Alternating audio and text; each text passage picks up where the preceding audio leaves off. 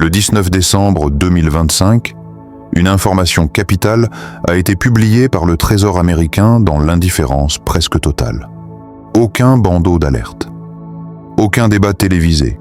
Pourtant, ce jour-là, la Chine a discrètement réduit ses avoirs en dette américaine à 688,7 milliards de dollars, un niveau jamais vu depuis 2008.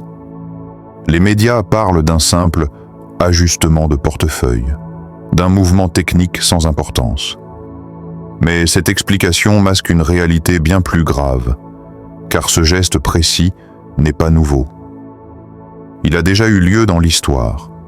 En 1931, un empire dominant, sûr de sa monnaie et de sa puissance, a vu sa crédibilité s'effondrer après un mouvement presque identique. Ce que vous êtes en train d'observer n'est pas une décision financière ordinaire, c'est un signal.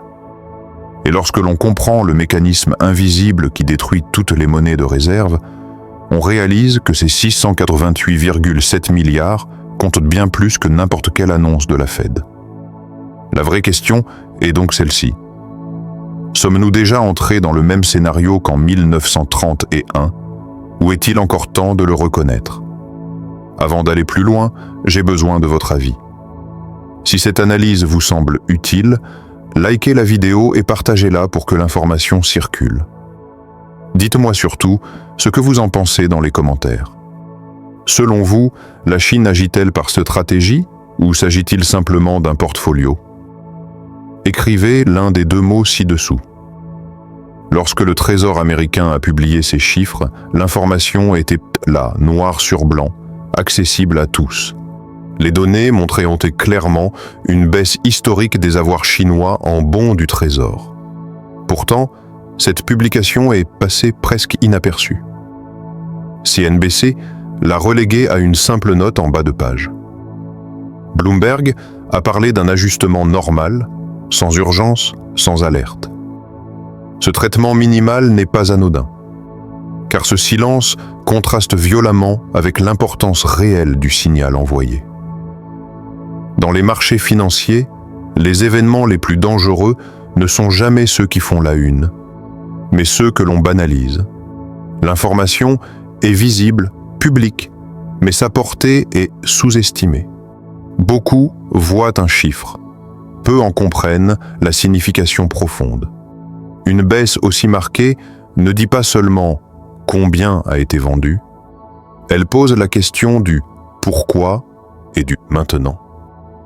Et c'est précisément là que réside le danger.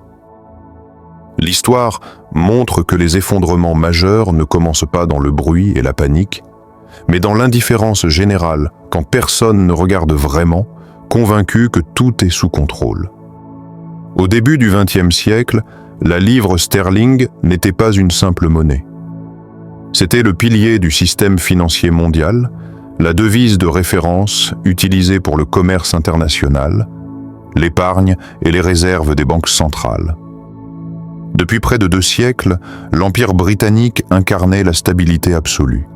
Personne n'imaginait sérieusement que cette monnaie puisse vaciller. Pourtant, en 1931, tout bascule à partir d'une demande en apparence anodine. La France, devenue plus solide économiquement après la Première Guerre mondiale, demande simplement à convertir ses avoirs en livres sterling en or physique, comme le permettait encore le système en place. Sur le papier, rien d'illégal, rien d'agressif. Mais cette requête révèle un piège mathématique implacable. Les engagements de la Grande-Bretagne envers ses créanciers dépassaient largement la quantité d'or réellement disponible dans les coffres de la Banque d'Angleterre. Le système fonctionnait tant que la confiance restait intacte. Dès qu'elle est mise à l'épreuve, la réalité éclate. En quelques semaines, l'or commence à quitter Londres. Des lingots sont chargés sur des navires, direction Paris. Ce n'est pas seulement du métal qui traverse la Manche, c'est la richesse et la crédibilité d'un empire qui change de camp. Face à l'hémorragie, la Grande-Bretagne n'a plus le choix. Le 21 septembre 1931, elle abandonne l'étalon or.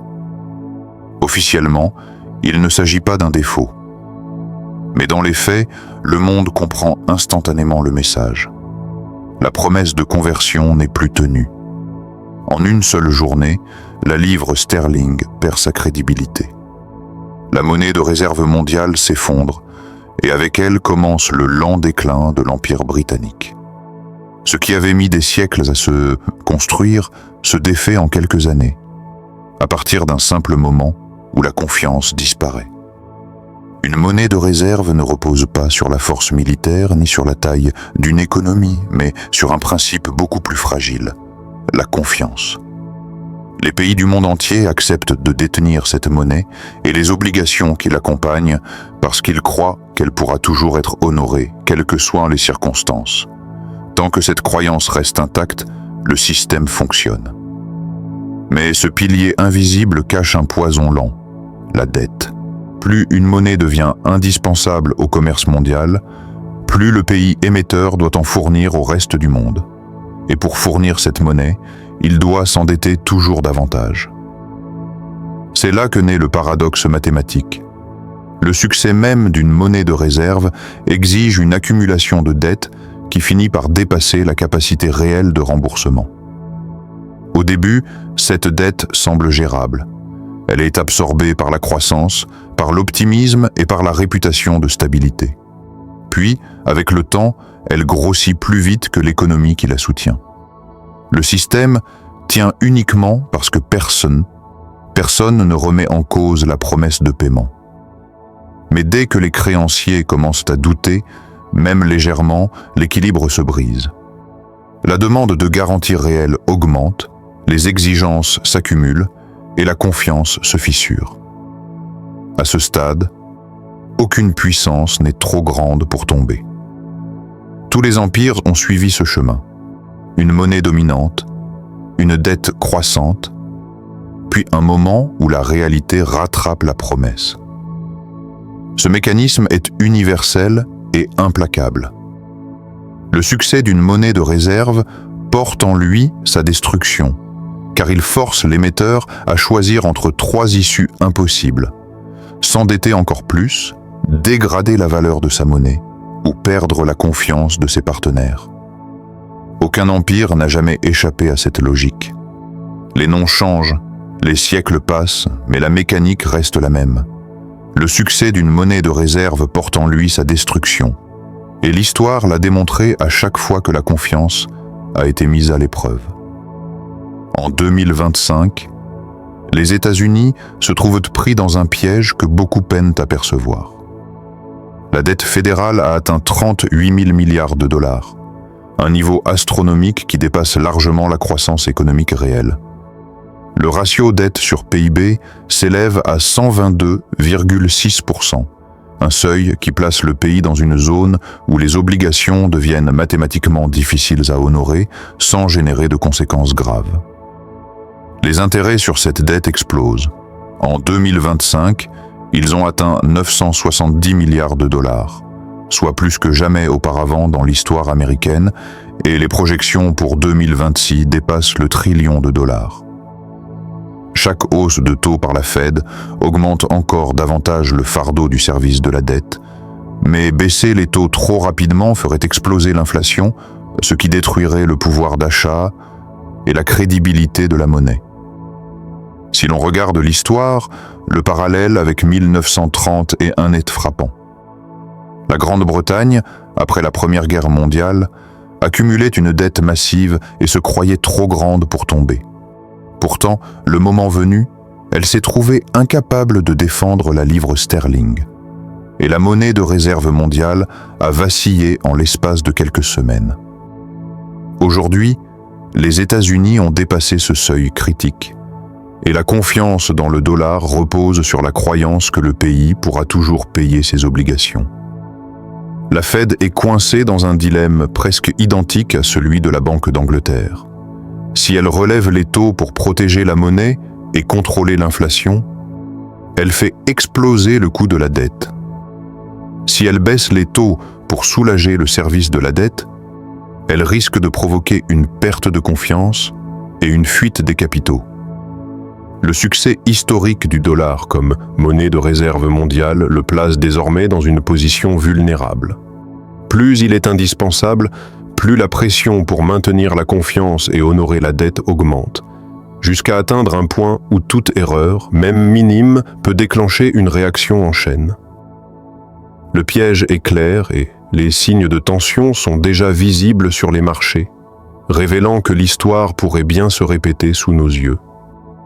Depuis 2013, la position de la Chine dans les bons du Trésor américain a connu un effondrement spectaculaire. Les avoirs ont chuté de 1 300 milliards de dollars à 688,7 milliards, soit une réduction de 628 milliards, une baisse colossale sur 12 ans. Ce mouvement n'est pas un simple rééquilibrage de portefeuille comme le prétendent certains médias. En 2024 et 2025, la vitesse de liquidation s'accélère de manière inquiétante, indiquant que la Chine n'opère plus comme un investisseur passif, mais comme un stratège conscient de son avantage géopolitique.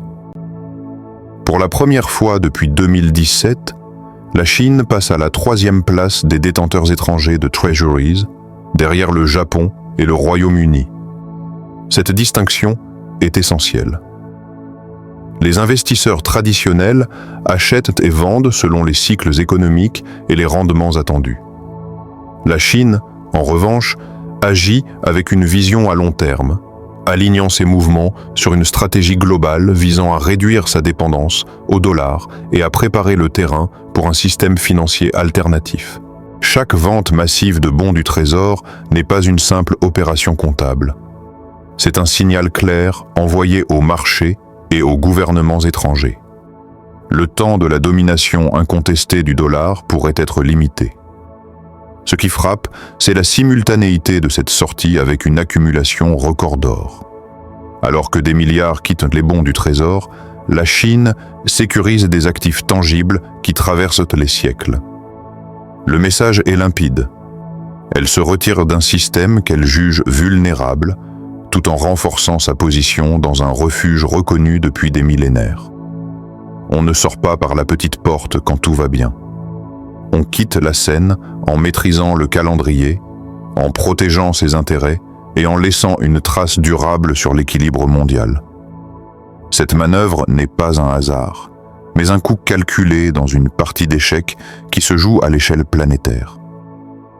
Alors que la Chine réduit massivement ses avoirs en bons du Trésor américain, elle mène simultanément une accumulation sans précédent d'or.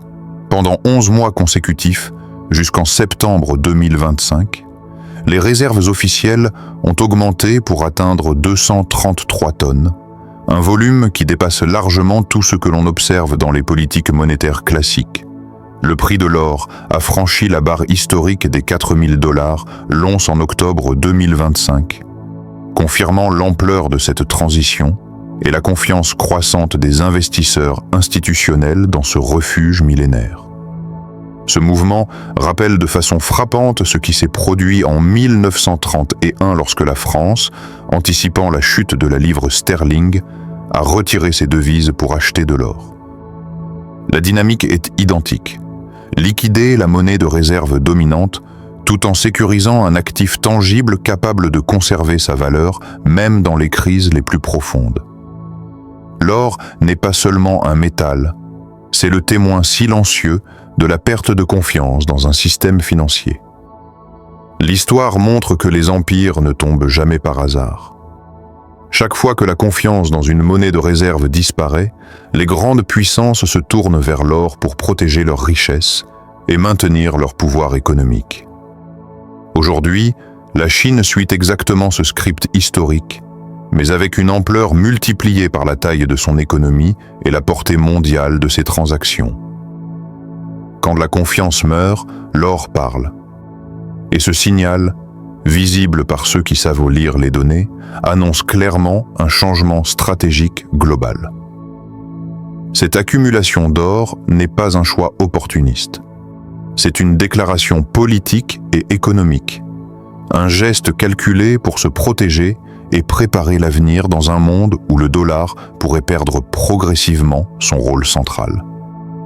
L'histoire des monnaies de réserve montre que les effondrements ne se produisent jamais d'un seul coup, mais suivent un schéma progressif qui peut être identifié une fois que l'on comprend la mécanique. Au départ, la phase est lente et presque invisible. Les ventes de dettes ou la perte de confiance se produisent graduellement, souvent interprétées comme de simples ajustements de portefeuille ou des fluctuations de marché ordinaire. Dans le cas de la Chine, la réduction de ses avoirs en bons du Trésor a commencé doucement après 2013, passant de 1300 milliards à environ 800 milliards sur une décennie. Les marchés y ont vu un mouvement naturel, aucune alerte majeure n'a été déclenchée et les médias l'ont minimisé. Pourtant, c'est précisément dans cette lente érosion que le système devient vulnérable. Comme en 1931 avec la livre sterling, personne ne suspectait qu'un déséquilibre se formait. Mais les fondations étaient déjà fragiles. Puis vient la phase d'accélération, quand les mouvements s'intensifient et dépassent ce qui peut être expliqué par des mécanismes ordinaires. En 2024 et 2025, la Chine a augmenté le rythme de ses ventes, passant rapidement de 800 milliards à 688,7 milliards de dollars. Les signaux de tension apparaissent sur les marchés obligataires. Les rendements restent élevés malgré les interventions de la Fed, et la confiance commence à vaciller. C'est le moment où la lenteur de l'érosion devient un problème visible. À l'été 1931, cette accélération fut déclenchée par la demande française de conversion en or, provoquant une hémorragie rapide de la livre sterling. La phase de rupture survient lorsque la capacité du marché à absorber les ventes s'effondre. Les prix et les rendements connaissent une volatilité extrême, et chaque nouvelle vente amplifie la pression sur le système. Les institutions financières, les investisseurs et même les banques centrales commencent à réagir de manière défensive. À ce stade, la confiance n'est plus partielle. Elle se fracture et le système se rapproche d'un point critique où les mécanismes de stabilisation deviennent insuffisants. L'été 1930 nous montre exactement cette dynamique. En l'espace de 8 semaines, la livre sterling est passée de relativement stable à abandonnée de fait par le Royaume-Uni.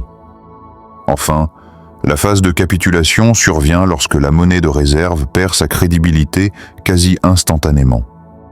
Les autorités sont contraintes d'abandonner les dispositifs qui soutenaient la monnaie, que ce soit un étalon or ou d'autres garanties. Les marchés plongent et les actifs refuges comme l'or deviennent la référence. La confiance, une fois rompue, ne se rétablit pas rapidement. L'Empire britannique, autrefois considéré comme inébranlable, a ainsi vu son pilier financier s'effondrer en quelques semaines. Aujourd'hui, avec la Chine qui réduit rapidement ses avoirs et accumulette l'or, le scénario se répète, amplifié par la taille du dollar et l'intégration mondiale. Reconnaître ces phases permet d'anticiper, car l'histoire ne se répète jamais parfaitement, mais elle rime avec une précision inquiétante. Pour comprendre quand un effondrement monétaire devient imminent, il faut savoir repérer les signaux que les marchés révèlent avant tout le monde. Le premier indicateur à surveiller est le niveau des avoirs chinois en bons du Trésor américain.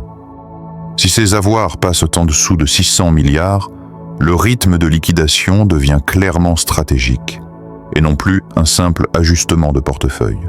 Une chute sous 500 milliards déclenche ce que les traders appellent un point de rupture.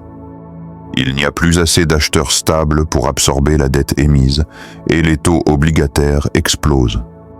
Le second signal clé est le taux à 10 ans des Treasuries. Aujourd'hui, il reste au-dessus de 4% malgré les réductions de taux par la Fed. Si le marché continue de douter de la solvabilité et de la confiance dans le dollar, ce taux pourrait rapidement franchir les 5%, un seuil qui rend le service de la dette pratiquement insoutenable. Les échecs d'enchères sur les ventes de bons du Trésor sont un autre indicateur critique. Lorsque les investisseurs refusent d'acheter au taux proposé, c'est un signe que la confiance vacille et que la liquidité se fragilise. La réponse historique à une telle pression est souvent un QE d'urgence, une intervention massive de la Fed pour acheter ses propres obligations afin de stabiliser les taux. Mais ces mesures arrivent toujours trop tard pour éviter le choc initial. Enfin, l'évolution du prix de l'or est un signal tangible. Si l'or franchit durablement 5 000 $ l'once, c'est le signe que l'argent fuit massivement vers des valeurs refuges, reflétant la perte de confiance dans le dollar. Chacun de ces signaux pris isolément mérite l'attention, mais c'est leur combinaison qui crée un sentiment d'urgence absolue. Lorsque tous ces éléments apparaissent simultanément, comme cela pourrait se produire dans les prochaines années, le mécanisme d'effondrement déjà décrit dans l'histoire des monnaies de réserve se met en marche. Ceux qui savent lire ces signes auront alors une longueur d'avance, car le reste du monde continuera de croire que tout est sous contrôle, jusqu'au moment où il sera trop tard. Nous avons vu comment un simple mouvement, presque ignoré par les médias, peut contenir en lui les germes d'un effondrement historique.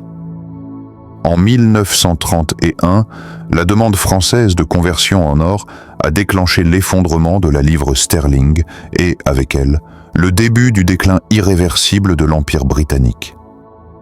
Aujourd'hui, la Chine réduit ses avoirs en treasuries à 688,7 milliards de dollars, tout en accumulant massivement de l'or. Le parallèle est frappant.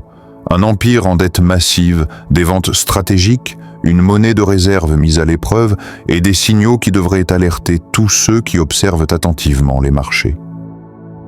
La différence est que cette fois, nous pouvons voir le schéma se répéter en temps réel. Les seuils critiques, les taux obligataires, les échecs d'enchères, la montée de l'or, tout correspond au mécanisme que l'histoire nous a appris à reconnaître. La question est simple mais cruciale. Sommes-nous prêts à voir ce qui arrive avant qu'il ne soit trop tard, ou allons-nous rester aveugles jusqu'au chaos? Si cette vidéo vous a permis de comprendre ces dynamiques et de relier le passé au présent, abonnez-vous pour ne pas manquer les mises à jour cruciales. Partagez cette analyse avec ceux qui veulent vraiment comprendre ce qui se joue derrière les gros titres. Et laissez un commentaire pour nous dire si, selon vous, la Chine agit par stratégie ou simple gestion de portefeuille. N'oubliez jamais, l'histoire ne prévient jamais deux fois. Ceux qui savent lire les signes peuvent se préparer, ceux qui ignorent les leçons du passé risquent de les subir. La décision vous appartient.